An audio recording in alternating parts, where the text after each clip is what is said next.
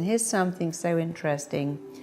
Babies are born with two fears, the fear of being dropped and the fear of loud noises. They don't have any more fears. They will crawl straight over the balcony and down a flight of stairs. They'll walk straight out of an open window. They'll put their hand in a dog's mouth. They'll stick their fingers in an electric socket because they don't know fear. And the reason I'm telling you that is because so many fears we have are acquired. So people say, I'm scared of being rejected. I don't like when people look at me. Here's the thing, when you were born, what was your first experience? Being looked at, the nurse, the doctor, mum, dad, grandparents looked at you, counted your toes. No baby goes, oh, don't look at me. I'm a bit fat, or I'm having a bad head, or I've got these fat legs. Babies love being looked at. Even when their diaper's full and their nose is running, they like attention. So the fear of being judged is an acquired fear. It's a learnt fear. We learn to fear being judged because we were judged unkindly or unfavorably. However, you can overcome that by judging yourself really well. So we have kind of what I call external fears. What if I go out with this person and they dump me? What if I ask that person out and they go, ugh, I don't want to go out with you? What if I go for an interview and they go, no thanks, we're not looking for you? So these external fears, disappointment, rejection, hurt, pain. It's okay to go through those experiences. They mold you, they shape you, they grow you. And then we have internal fears, which, we have a fear of falling. We go to the edge of the building, look down, our stomach plummets.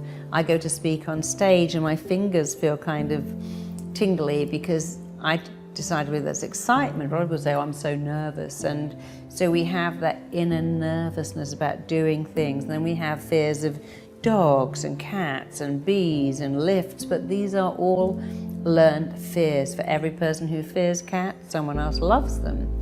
And usually as a child, you'll hear your mother go, dogs bite, or that cat will scratch you, or that bee's going to sting you, or you're going to fall out of the tree and kill yourself, or you might drown in the water. And I worked with a little boy recently who was very fearful because his father would say things. Well, when I was at school, this kid like you ran in the road and he got run over and killed because he didn't know where he was going. I knew someone who never learned to swim and then on holiday he drowned. And he wanted to make this kid safe, but he actually terrified him because he filled him up with fear of what could go wrong, the worst possible outcome. On a plane, it's going to crash. I'm driving in the rain, I might skid and die. There is no point in those fears. When you focus on the worst possible outcome, you actually feel as if you are in that worst possible outcome. The only way to overcome a fear is, instead of focusing on the worst possible outcome, to focus on the best possible outcome.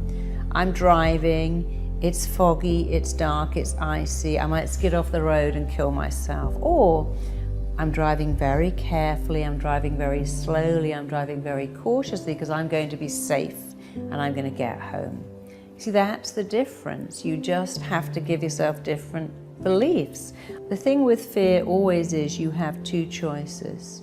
Rationalize why you feel so terrible, or talk yourself out of it. I was on the beach with my daughter and there was a big dog, and it was quite a scary dog, and she didn't like this dog. And I said to her, darling, when you don't like a dog, you get very scared, and the dog doesn't like it either, and he gets scared. So when you see a scary dog, turn your back to it. Don't look at it, because when you look at it, you're challenging it.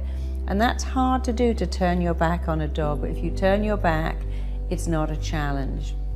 And she understood that. And I was always teaching her, when you have a fear, you have a choice. Oh my God, that dog's going to bite me, attack me, hurt me. Or I'm going to talk myself out, I'm going to turn away, I'm going to breathe, I'm going to be really calm. And that dog's just going to go on its way. And it's the same with everything in life to do with fear. Rationalize why you feel so fearful, or talk yourself out of it. I'll be fine, this is okay, everything's going to work out perfectly, I'm okay.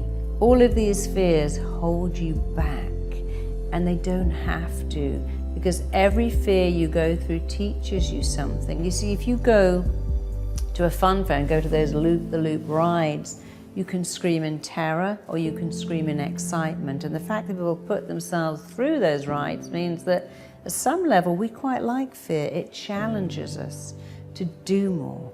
It challenges us to grow more. So don't fear fear. Remember, the only fear to fear is fear itself.